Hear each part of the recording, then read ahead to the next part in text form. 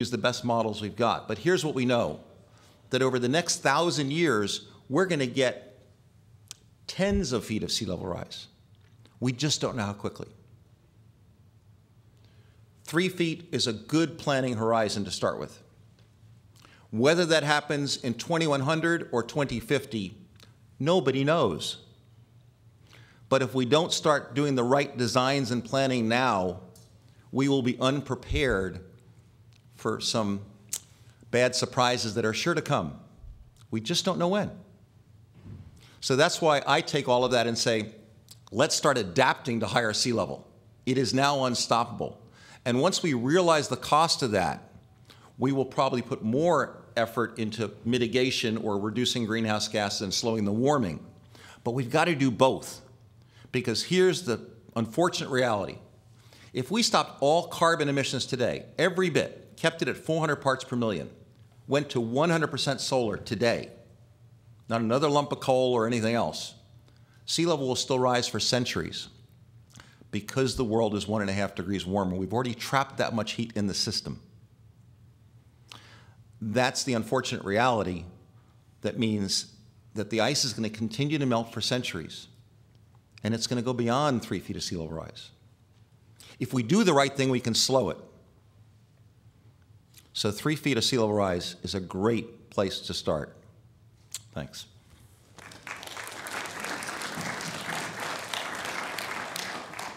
Thank you, John and Zach. This will be one of the topics of the breakout groups to discuss, is this concept of 3 feet. Are there any clarifying questions about that? We will have a chance to talk about it later, but we do have a question from.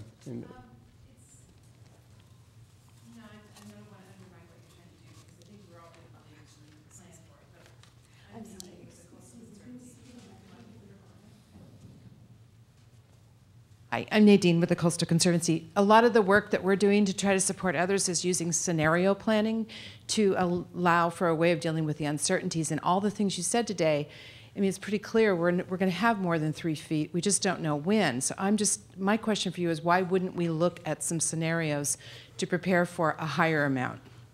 You must be a shill in the audience, because on Wednesday, Mark Trexler, I think, stepped out, but we did that with at the Port of San Francisco for the Bay Planning Commission, and it's exactly the case we made. One of the problems we have is we've all taken this median best estimate and are planning around it. And the truth is, we know with earthquakes, we have to plan for scenarios. You don't know how bad an earthquake you're going to get when, right? So we plan for different situations. We really need to do that with sea level rise. And that was exactly, we said by 2050, I could write 4 different scenarios from 6 inches to 54 inches to show you just the incredible diversity of what could happen with different probabilities. And the probabilities are unknown right now because we've never warmed this quick and there's some instabilities in Antarctica. But you're exactly right. We need to start thinking about some worst case scenarios to motivate us to do the right things to plan now. So I totally agree. So Nadine, I think you raised a very important point, and as we're moving into our work sessions, I think we need to think about whether or not we would like to plan for different scenarios. So in fact, if it's 3 feet versus 4 feet and the cost is only incremental, doesn't it make more sense to plan for 4 feet? And I think that should be part of what we spend some time this morning doing. Wayne? Seems to me like we should plan for storm surges. 3 feet, now you're talking about bigger storms, and that's something we need. Storm surges. Do you want to talk about storm surges? Well, the question of whether storms are going to get worse or not is debatable, okay? And just leave it at that. But of course, you're right that if sea level's 3 feet higher, the effect of that next storm surge, if it happens at that point, or the king tide, which is a predictable lunar event, we have to raise all of that, okay? I think it's, there's a lot of different opinion as to whether storms will get worse or not, okay? Even though we've had some pretty weird storms from Sandy to Hainan recently. But yes. It's storms, tides, and sea level rise are the maximum impact. Sea level is the long-term baseline. Since you raised the question of the Rotterdam harbor, is it better, and bringing in better to, sure.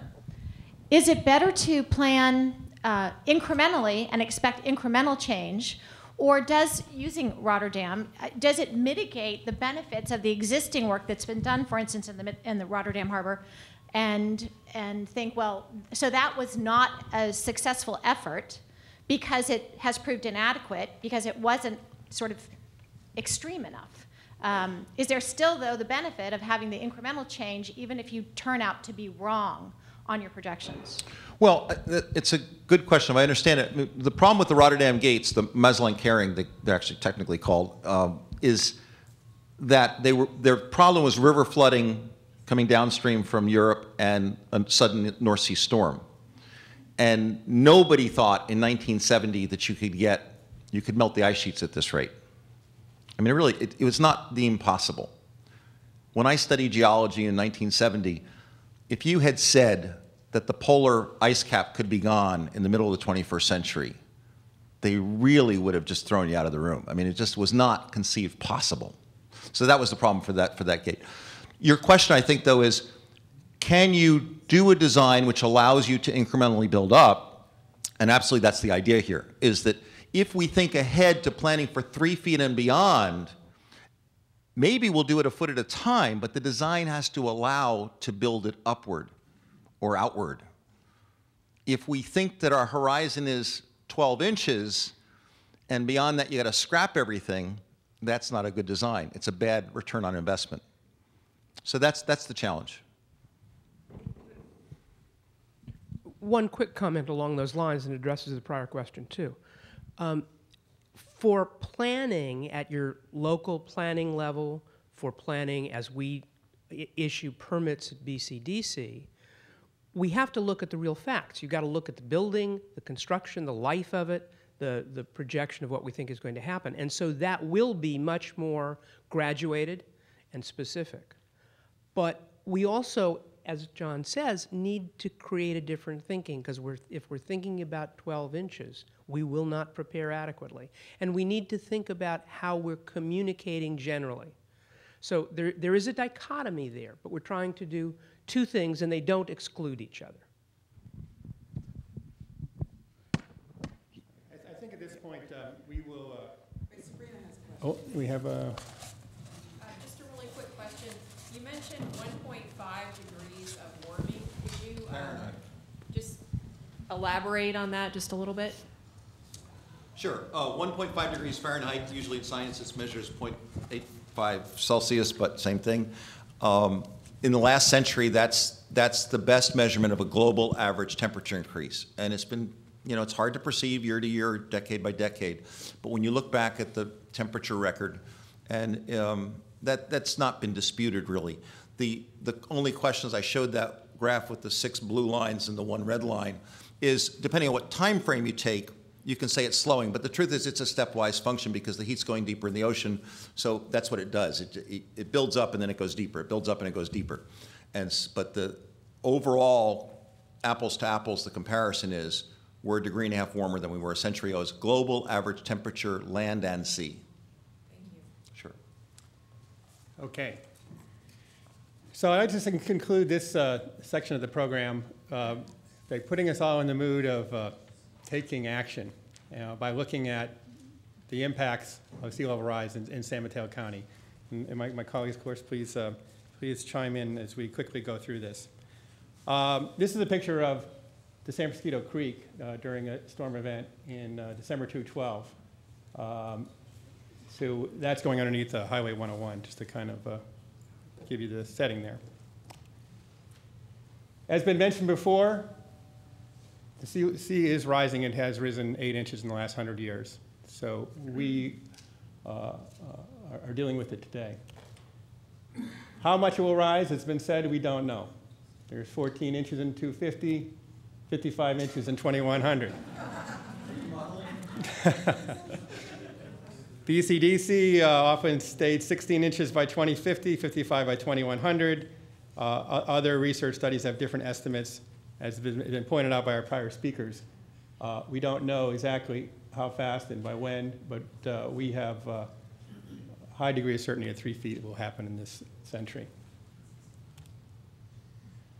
Our beloved bay and our shoreline. I will speak mostly about the shoreline today, but towards the end I want to speak also briefly about the coastal impacts. We have a lot of folks in the room from the coast side. In our work on this issue, we'll of course cover the coast side as well. Now, when we always hear about San Mateo County being at ground zero and being the #1 county at risk, it becomes obvious when you look at our infrastructure. San Francisco Airport, essentially built on bay fill. Foster City, where we now sit, essentially built on fill. Redwood Shores, similar situation. Facebook, I'm not sure they realized how vulnerable they were when they bought the property, but they are surrounded. And on a positive note, they have engaged in this issue, and in fact, they have made a funding contribution to the San Mosquito Creek Joint Powers Authority. And we have expectations that Silicon Valley companies, will follow Facebook's lead. We need their participation. We've seen these maps before outside and in other presentations. This is a scenario with 4 feet. As you can see, the airport, everything's east of 101, Foster City, Redwood Shores, are extremely exposed. Our airport at 16 inches and 55 inches. And getting back to some of the statistics cited earlier, the Pacific Institute a couple years ago did a study of all the counties in the state to look at the impact of sea level rise. And they looked at a 55-inch scenario, and they estimated at that time $100 billion worth of property vulnerable in the state of California. So it turns out that about a little over 60% is in the Bay Area, but 24 billion of that alone is in San Mateo County. So we are 40% of the Bay Area total. We're 25% of the state total, according to this study, which again explains why we are ground zero for sea level rise. We have 110,000 residents that live in vulnerable areas. There's 280,000 in the entire Bay Area in such areas, so 110,000 in our county alone. We have 530 roadway miles subject to the risk. We have rail lines. We have also, as the Congresswoman mentioned, and this is very important, we have the wastewater treatment plants located on the bay, and they discharge 41 million gallons a day of wastewater. We have 5 of those treatment plants. And as again has been pointed out before, even if you don't live on the bay shore, on the coast side, you have to have a wastewater treatment plant. This map is hard to see, but it kind of reflects that data. Turning briefly to the coast. I think you've seen these pictures. This is in Pacifica. Is one vision, and a second one. So Pacifica today, in particular, but in other areas of the coast side, is suffering severe coastal erosion. When we think of sea level rise, the West Coast is very different than the East Coast. In the East Coast, the water tends to be shallower as it approaches the shore, and so the impacts of sea level rise will be much more profound just in terms of the rising sea. On our side, in our coast, with a few exceptions, the bigger impact is these storm events and this coastal erosion. There are a couple areas on the coast side, such as the Princeton area and some areas around San Gregorio, which are vulnerable to the sea level rising and independently of these storm events. But the big issue on the coast side is erosion and storm events. And in Pacifica, as we see here, that issue is with us today. So finally, these are our choices, right? We figured this out and continue prospering, or we're sitting in a lot of water. Any final comments on the county? Okay, so let me just quickly introduce what we're going to do next. Give people a chance to stretch their legs, and we'll start to talk. So we do have breakout groups. You each have a number on your name tag. Mary, do you want to explain where people are going to go? I will. I will. Okay, I'll let you do that at the end. So we have 9 breakout groups of about 10 or 12 people each. And as outlined in the program that you each have, we think it would be helpful for the breakout groups to really look at 3 distinct issues.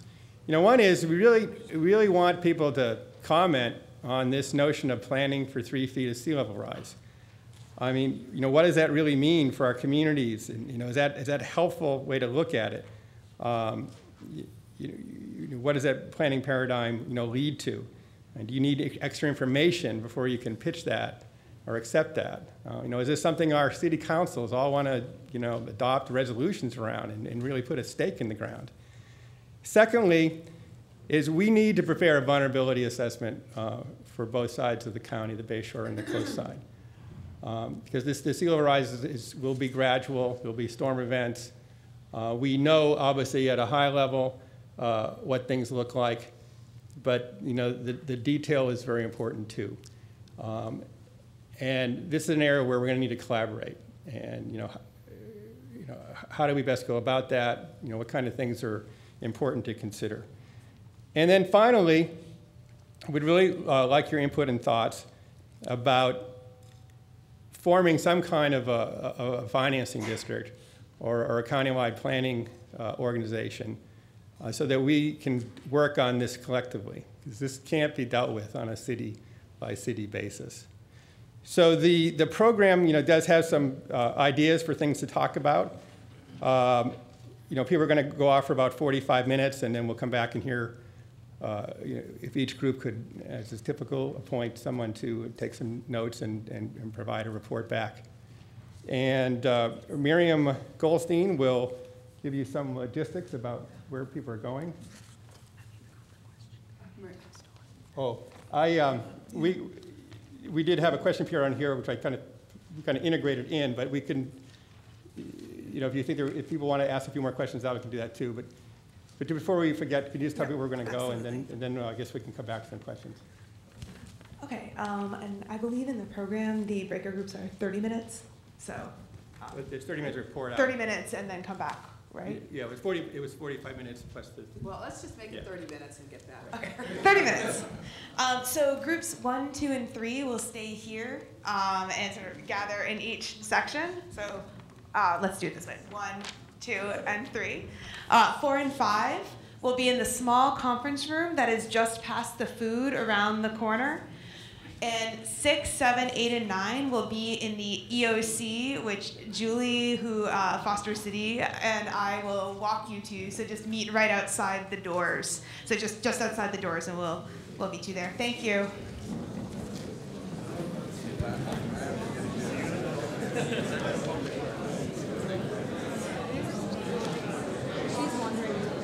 Okay, all right. So. Sorry, which group am I in? You All right, good. Well, it's really, we've been getting breakthroughs in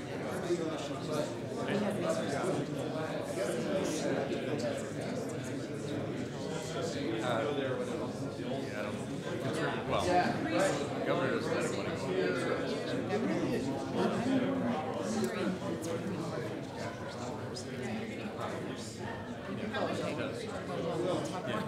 money. Oh, thank you. I'm going to actually, if I have that second, you do have Sam Trickett, our director, right? So we have Washington twice a year. So I don't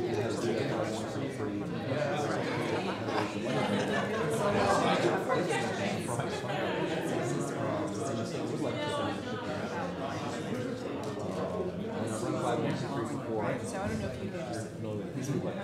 Sure.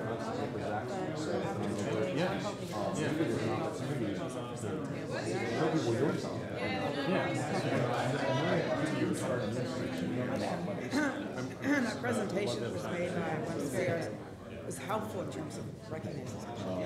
And what's your opinion where you're at your report, your timing? Trying to avoid things.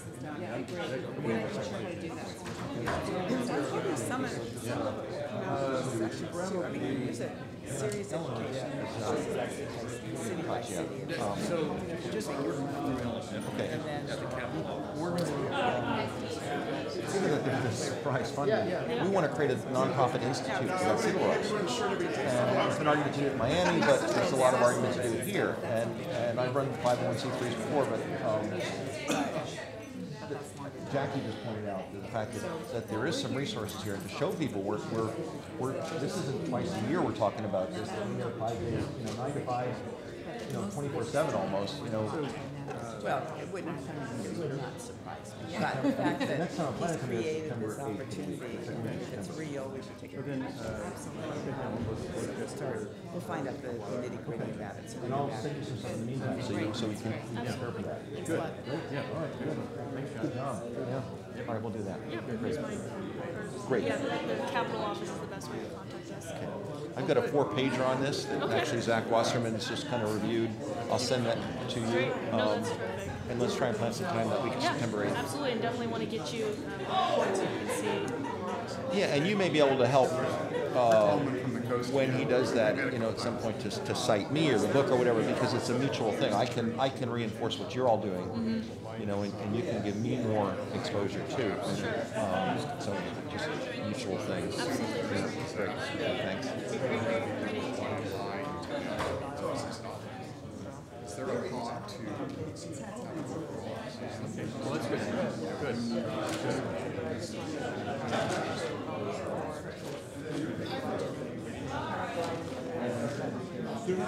Yeah. Figure out what works way around.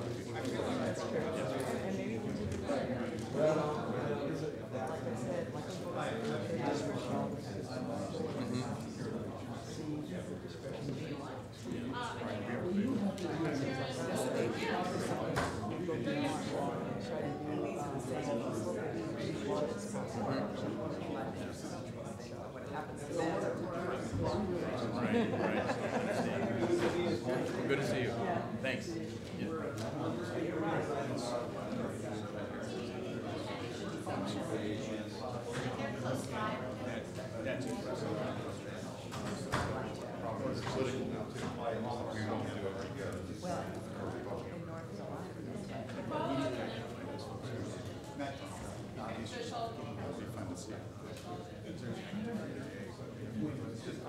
So, I mean, just for future meetings, doing it like this is going to just people staying out.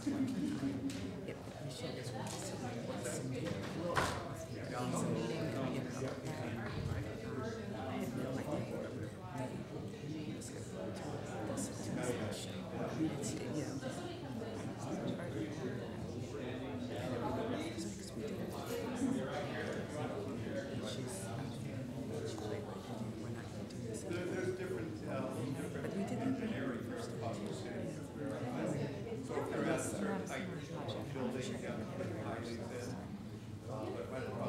Hey there. I heard you got tired.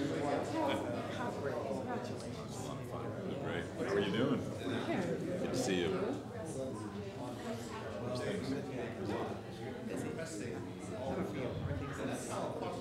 After budget, hot time, little surplus. Yeah, I saw that. Yeah. 1284 hyphen on the balance.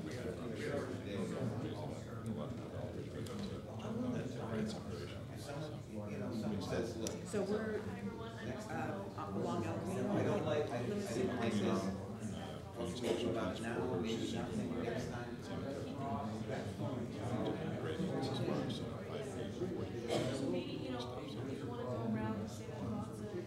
And the extra surplus, are you putting in a rainy day fund or you?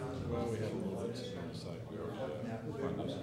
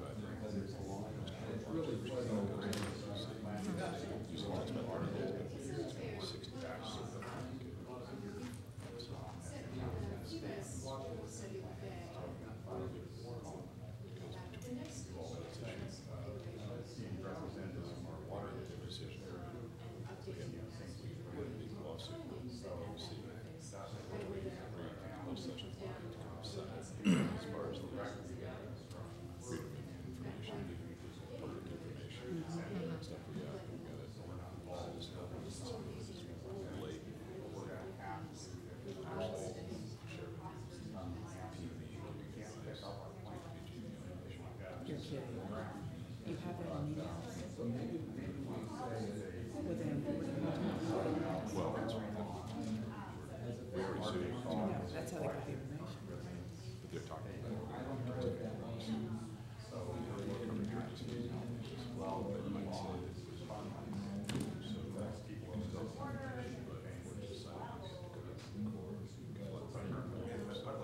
But you have these emails.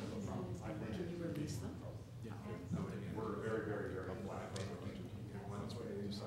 We're probably, well, it's flat, we're a very flat plane between Remember, it's sea levels, the base, and it's the storms and extreme tides that bump it up temporarily. They must understand those effects, right? They're the best ones to tell us what level. Yeah, no sand is. Because I think about the 3 foot, it seems like the 3 foot's a great from a PR point of view, but from a planning point of view, and understand, you know, it doesn't, like you said, you can get 4 foot, it doesn't. That's why this is great. But on the other hand, 2 foot was half the cost. To get something done, you go do that, right? You need to do that, vulnerability or sensitivity, but remember also, there's an unknown quantity of sea level rise that could bump up without notice almost over a decade or two. So here's, and it's just a conundrum, because it's big enough in this one place in West Antarctica, which is less.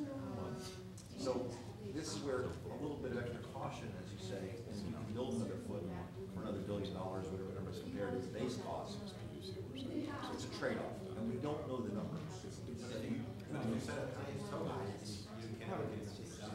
Well, that's why we're talking about 3 feet. That's the concern. That's why we're talking about 3 feet, but not saying it's tomorrow. You know, it's to say you've got some horizon to go forward. And you're right, it may be that in a certain situation, there's a big trade-off in 2 feet. But it may be that another one that you can go to 4 with low, small incremental costs and actually get a better return on investment. So that's on a case-by-case basis. In any case, sewer rates are go up to protect the plant. Because I think it's the notion you have, you can't lose the house except for any plant. Well, we're looking at a spot.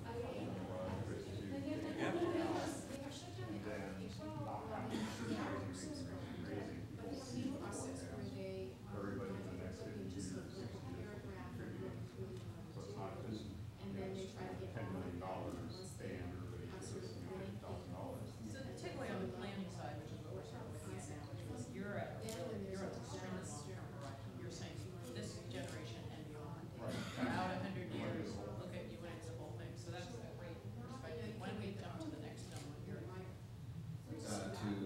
Talk about planning. We're just trying to do the 3 topics quickly.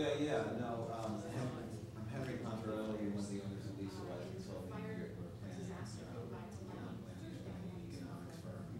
And we're working San Mateo County, working all around the Bay right here. So we're, what's going on. And working with municipalities. We're working with cities, counties, courts, and airports. Currently engaged in a business strategic plan for San Mateo County Harbor District and housing work throughout the Bay Area, codes, writing codes, developing codes, Vallejo, Ashland, Sherry, Illinois, Lee County. Okay, we know that. Certainly, this. Yeah, we're just going around, yeah, we're Oh, sort I'm of sorry. looking at it from the planning side. Just quick, any comments relative to planning and reaction? I think if this exchange were to be forked, what I would like to see in that report is something that we talked about, is that the long-term viability is like, we have to move this plant, we have to keep these populations. I would like to see an appendix. We need to, I think that this has to be part of what's after retreat.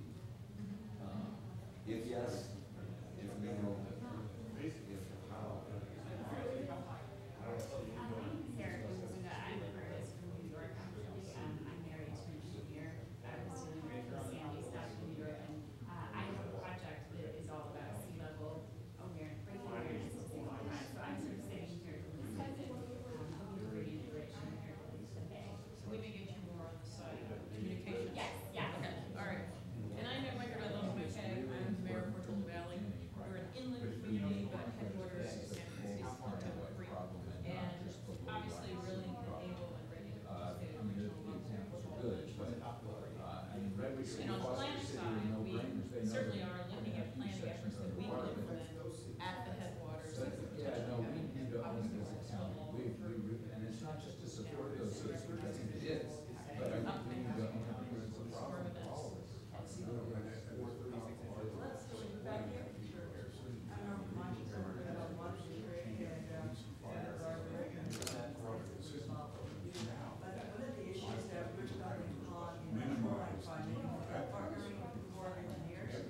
Is the fact that what is the number of homes that we should use? The board has, a national overview, a national holistic approach project, and going from a 2 fund to a 3 fund could be something that impacts the nation overall. So they approach this very, very cautiously. So how do we grapple with what's the federal level number that we can use, and what is a local number that's going to be used? That's The federal, just checking, kind of migrating from the groups to answer questions, but the federal number will always be elusive because of land subsidence. Norfolk's at 30 inches of sea level rise. Los Angeles is at 4. There's a difference in one moving up and down. So we'll never have a good federal number. But the Bay Area as a rule has been on the global average of 8 inches, and it's reasonable to assume that this 3-foot figure here, again, you can't say this in 2060 or 2090. We don't know that. And so while we'd like to have a planning number, the truth is the Earth is sending us an ambiguous signal, and we don't have the history. But if the Corps uses it for dollars, Well, doesn't that affect how we implement projects? The information in California has been between 16 and 55 inches, which is a huge swing, of course, and that's what the maps show. The Corps in the 2009 did a study which said, let's plan on 50-some inches as a maximum. But the numbers keep going up, okay? It's this ambiguity that's unfortunate. The Corps is changing their forecast every 5 or 6 years, just like the scientific community is. This is a moving target. It's unfortunate. Better science will not solve it now. Because So is your question in part, we need Corps money? No, but if the Corps says we're planning for 12 inches, this funding's based on that, but we think it should be 3 foot, and there's no funding related to the project, then how do you implement the the project? Corps has a document, 2009, that says 50-some inches for the century. 54, I think it is. Well, they see this project. Right now, in the Charlotte project, we have 3 different curves. There's no yet from the Corps, which curve whatever curve it is at the use. Differential dollars that we decide to go with, let's say, 3 foot level, and they say that revenues per one is $250 for the city. Then you have to realize that we have to pay as a local level differential cost. And so it becomes a costly kind of grapple with. Here's my recommendation. You should ask us a question when we come back, so we'll go to the board and try and get the answer. I don't think you can rely on the Corps. I think that they move very slowly, depending on who's president and how it comes down, the amount of money that's there. Is it true you can't do anything about it? I don't, well, let's make that. That's what they have to approve it. Well, let's incorporate that into a question that we'll get to. Madam, in San Francisco, Joint Authority, and I think, so we're doing it.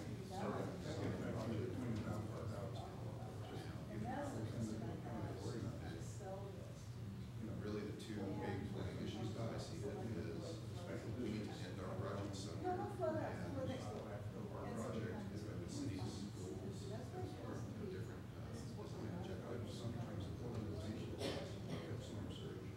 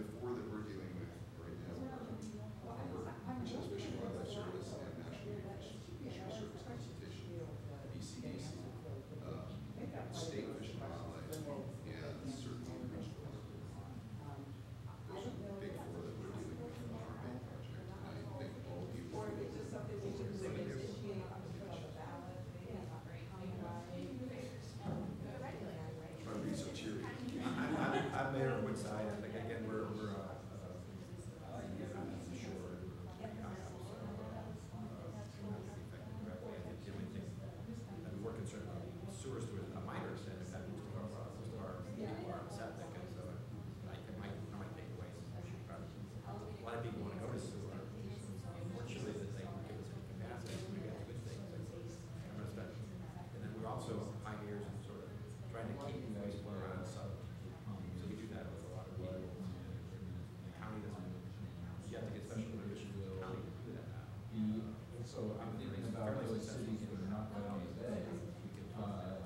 They all have water. But I'm interested in government working effectively to make good cost. We've been lucky enough to experience the extreme levels of the rest of It seems like we're going to have to protect what we've got. And so that's a buy-in where I Sign think that we have to look at the requirements are not just out of owning the county and wanting to make sure that the low-lying areas are taken care of because it's going to impact us from whatever waste treatment or flood control that we're discharging water and everybody has a possibility of that. So we can tie that in a way to get their economic buy-in. And I think that's important. I just want to make sure you got the house on the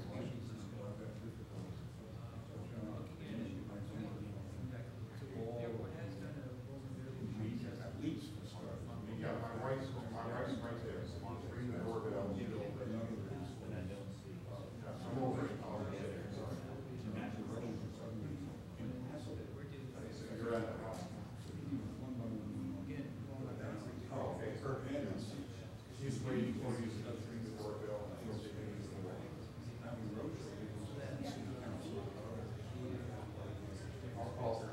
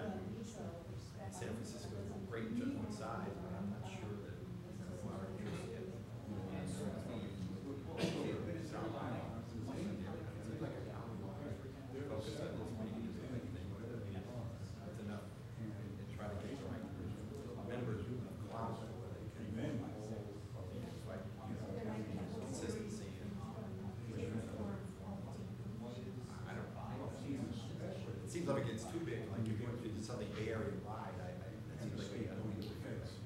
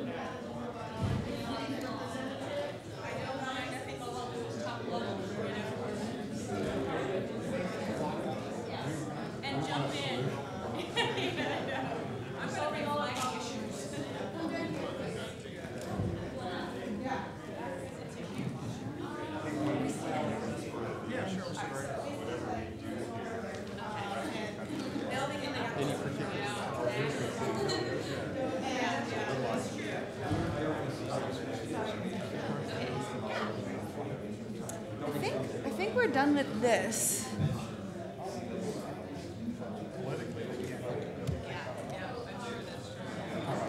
We're gonna put sales tax on it, all that stuff here, so it's 2115 total.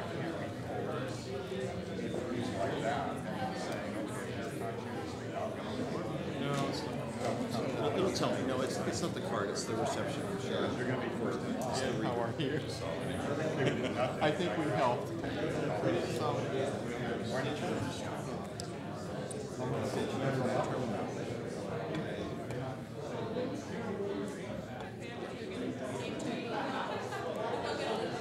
you can actually send a receipt if you like. Sure. It's got your email address buried in there. I can't see it, but it's something at AOL. So it's buried on your cards, right? Yeah. Kind of scary. Okay, email sent. Thank you. Well, that'll help you a lot. And I gave you a card, right? You got my email address. If you have any questions, let me know. I get out here, kind of help people visualize this and what so I can help. Thanks, David.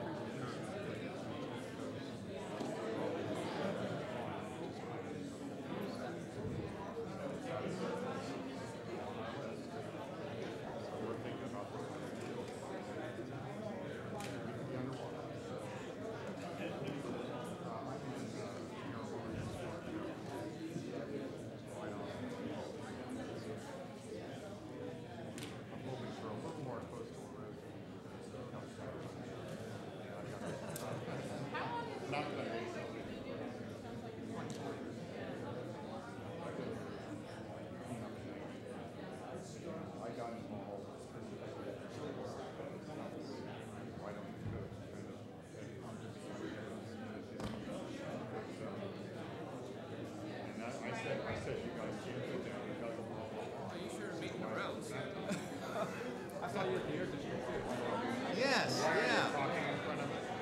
I still want to get you up to our city, council of cities. I mean, League of Cities. That'd be great. You know, I've got a good speaker sheet. If you just send me a note, I'll send you that. Yes, $20 or credit card. Yeah.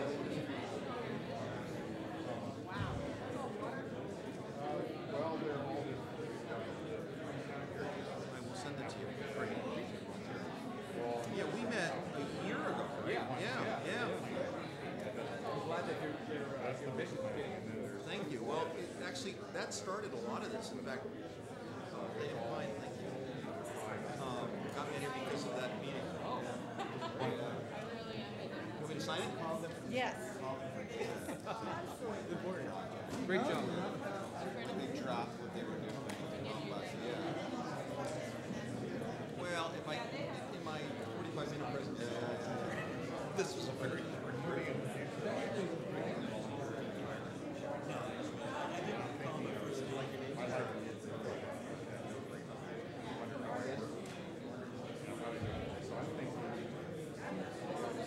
Maybe I just won't go back to work.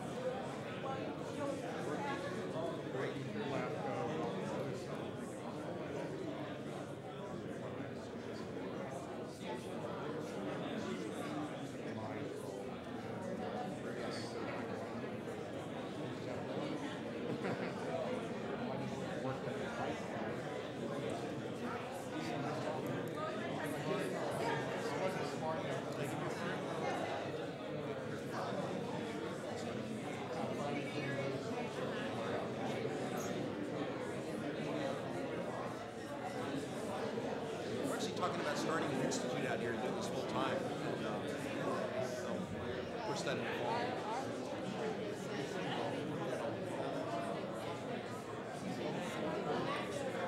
Right. It needs to be coordinated.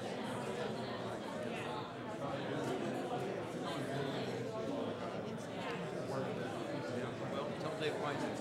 Like, We don't have. We can all. oh, he's great. Yes. Yes, sure. Sure. We're about to get started, so if folks could take their seats, that would be great.